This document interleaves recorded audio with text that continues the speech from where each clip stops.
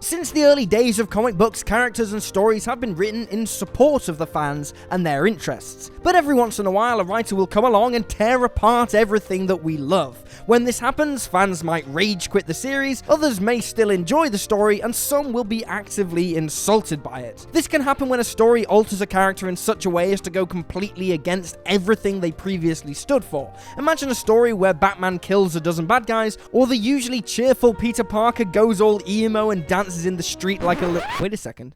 Oh no.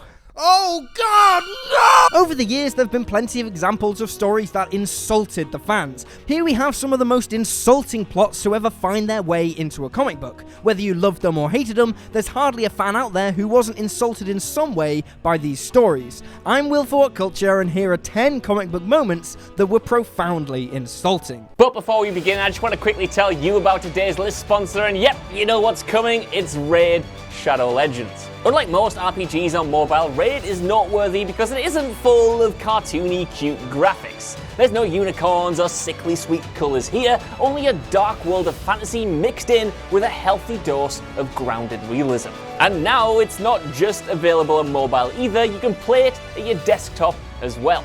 Raid is full of unique features and boasts hundreds of options when it comes to upgrading and tinkering and customizing your champions that you can then take into battle and make your way through the epic storyline, face off against huge boss battles, and of course take on other players in PvP bouts. So, what are you waiting for? Go to the description down below, click on our special links, and if you are a new player, you will get yourself 100,000 silver, 1 energy refill, a 1-day XP booster, and 1 free champion, the Adjudicator. All this treasure will be waiting for you here. Good luck, and now it's back to that list. 10. The Blob eats the Wasp as part of a punchline. Ultimatum 2. Ultimatum was a crossover series in the Ultimate Universe meant to clean it up, but it didn't handle things in the nicest or neatest way. The story kicks off with Magneto flipping the magnetic poles of the planet, which screws up Earth's axis. This results in some terrible weather and the subsequent deaths of millions of innocent people. There were a lot of deaths in the series, but one that just ate at most fans, pun intended, was the death of Janet Van Dyne, otherwise known as the Wasp. Hawkeye stumbles upon a rather disturbing scene in which he finds the Blob hovering over Janet's corpse. He's scooping out her guts and eating them, which doesn't paint a pretty picture. He then looks up to see Hawkeye and quips, "Tastes like chicken," making the whole thing a gruesome joke, and also like a really old and tired joke as well. It's not even funny. If you're gonna kill off a beloved superhero and then eat her on panel, you're gonna have to do a better punchline, guys. Come on. 9. Alexandra DeWitt got fridged. Green Lantern 54. Kyle Rayner returned home in Green Lantern 54 after saving his sector of the galaxy, only to find that his girlfriend, Alex, isn't home. He finds a note that reads, "Surprise for you in the fridge, love A." When he opens the refrigerator, he finds her body broken and stuffed inside. If you've ever heard of the trope women in refrigerators, this is where that came from. It's based around the idea that women, be they wives, girlfriends, mothers, Aunt Mays, whatever, in comics, exist only as a driving point for the male protagonist's story and not as rounded, real characters in their own right. Beyond all that though, this is just a case of lazy shock value throwing away a character audiences had grown attached to. Remember that girl, Alexandra, that was a huge part of Kyle's life? Yeah, she dead. Fridged. Sucks, am I right? 8. Ultimate Quicksilver and Scarlet Witch are too close for comfort. The Ultimates. In the Ultimate Universe, Wanda and Pietro Maximoff are twins, just as they are in Earth 616. They're close, like they are in the main continuity, but for most people, they were way too close. It was always hinted at in Earth 1610 that the two got a little too close for comfort, but for multiple issues, the readers were left to fill in the blanks. When Jeff Loeb decided to fill in those gaps, the depth of their relationship was put on broad display, and their closeness went way too far. The two were having sex, a lot, and incest is it's just not good, fellas. It's just not good.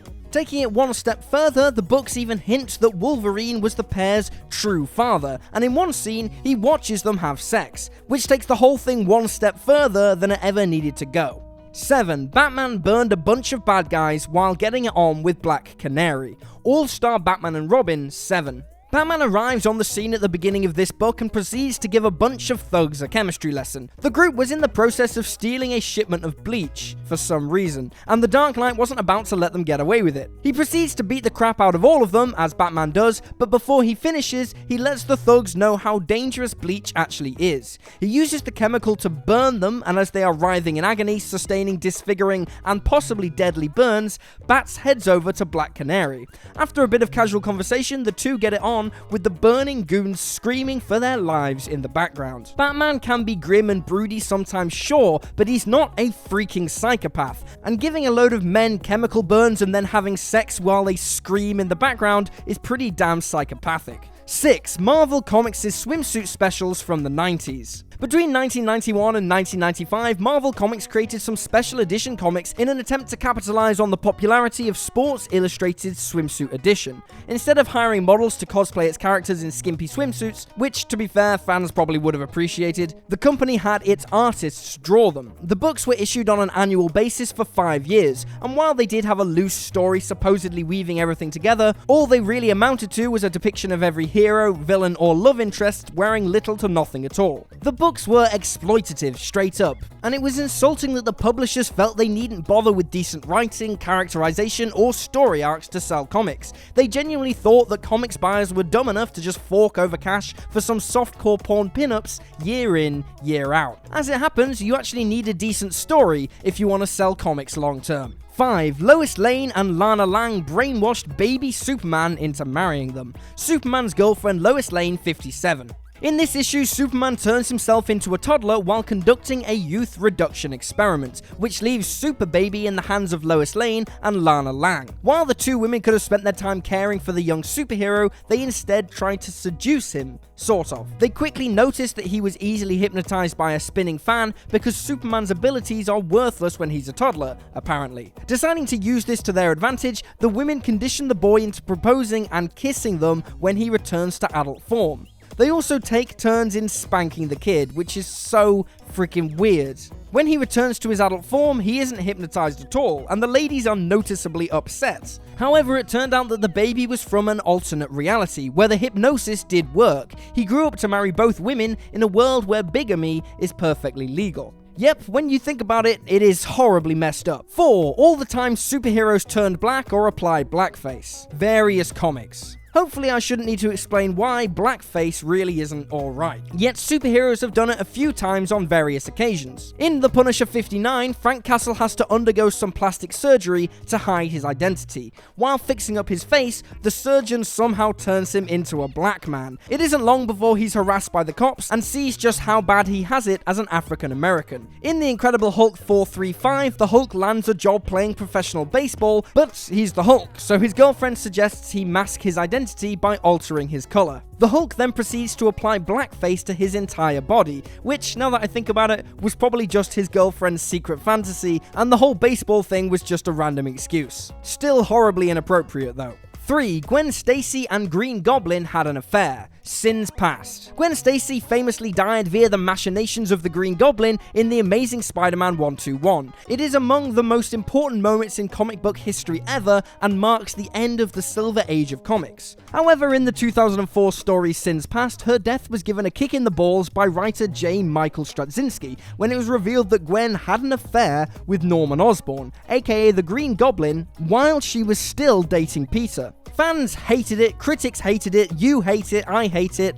Let's just move on. It insults everything about Gwen Stacy and Peter's history, and it just sucks. 2. Hal Jordan got way too close with a 13-year-old Green Lantern. Green Lantern Corps 206 to Action Comics 620. Hal Jordan has always been something of a flirt with the ladies, and this was part of his charm, but things changed when he started dating fellow Green Lantern, Aricia. The character was originally introduced as a way to bridge the gap with younger fans, which is why she was only 13 years old. She immediately had a schoolgirl crush on Jordan, and who can blame her? That being said, he kept his distance at first. He even called her little sister for a bit, but later, her body was matured to that of an adult woman, but she was still technically 13. Still, the two began to date, and the affair lasted for quite a long time in the books. The couple even make jokes about their relationship and how it looked to the other members of the Green Lantern Corps. Yikes, pedophilia, and then joking about it while you're doing it. Hal Jordan, that is totally messed up.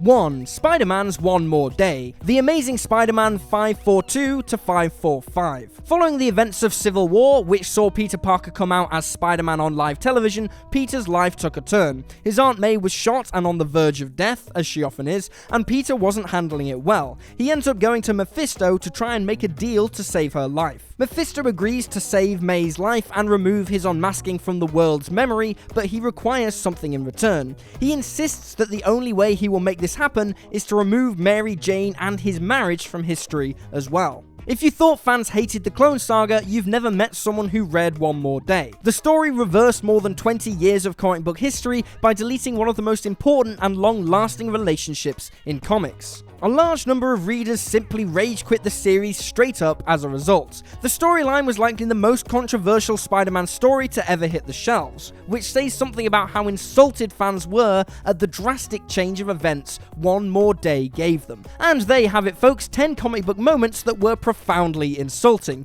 Feel free to drop this video a like if you enjoyed it, and drop me a follow on Twitter at YouSlyDogU. I'm Will for What Culture, thanks for hanging out, and I'll see you next time.